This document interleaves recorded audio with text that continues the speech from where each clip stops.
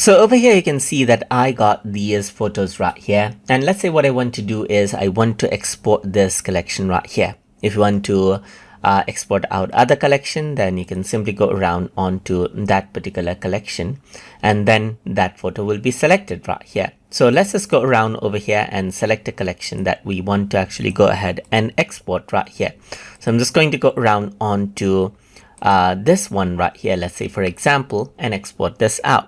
So to do that, you simply need to go around onto file and then go around onto export right here, and then wait for this to load. So once you go around over here, you can go around over here onto let's say for example onto the export location. So you can choose where you can export this out right here. So now what I'm going to do is I'm going to go ahead and choose a specific folder. So I'm just going to go around on to choose right here, just like this.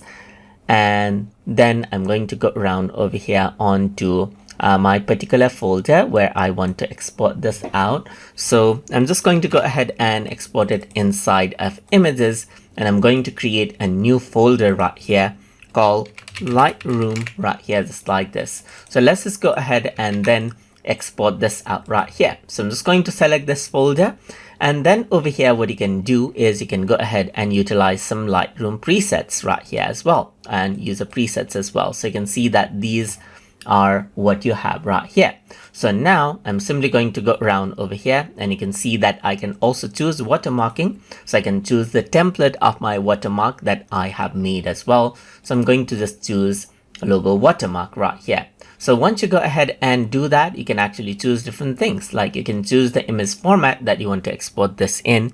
So I'm just going to keep JPEG and then change around the quality setting right here to 90%.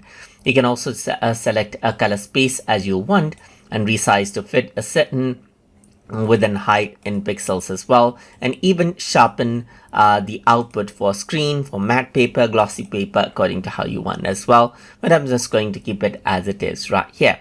So it says after export do nothing, but I'm just going to keep it to show in Explorer right here, so that I know after it it is exported how it will look. So let me just go around and click on export right here.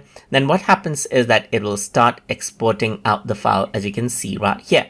So this is what you have, and this one particular file has been exported just like this right here over here. So let's just go around over here and open it out with the Photos app right here, and you can see the logo right here, and just like this you got all of it. So now let's say I want to export all of these right here, so I can simply go ahead and select out this photo and then shift hold all the photos right here.